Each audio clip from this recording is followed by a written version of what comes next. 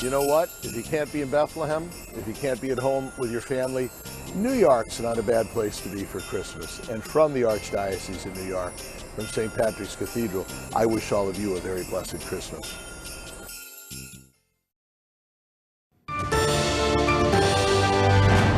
Happy New Year. Thank you for joining us. I'm Brian Patrick, and we're celebrating today's solemnity of Mary, Mother of God.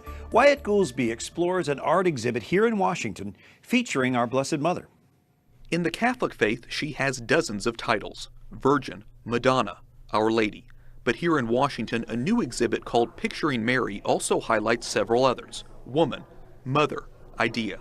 More than 60 Renaissance and Baroque paintings, sculptures, and textiles will be on display, some for the first time in the United States. Mary really was, for a very long time, within the period that the exhibit covers, almost the primary way of visualizing womanhood and motherhood.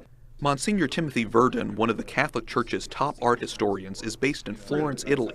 He says bringing the exhibit to the U.S. has been 4 years in the making. He hopes the works will educate Americans about Mary. It's like going to a family gathering where the older people give you all the background information about people you've heard about, who you know are important, but you never perhaps met, or if you met them, it was only superficially. And here you have these people who know much better that person telling you all the stuff you needed to hear.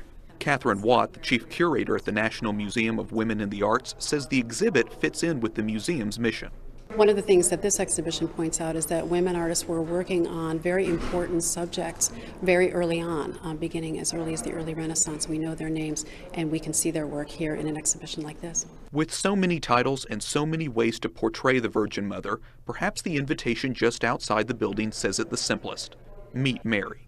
In Washington, Wyatt Goolsbee, EWTN News Nightly. Thank you, Wyatt. The beautiful exhibit runs through April. You can see highlights on the National Museum of Women in the Arts website. That is nmwa.org, nmwa.org.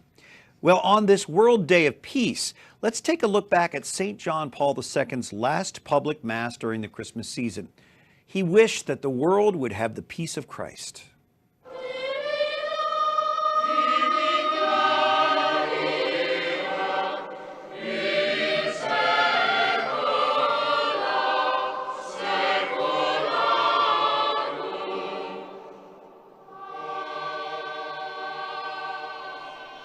Gesù, il principe della pace.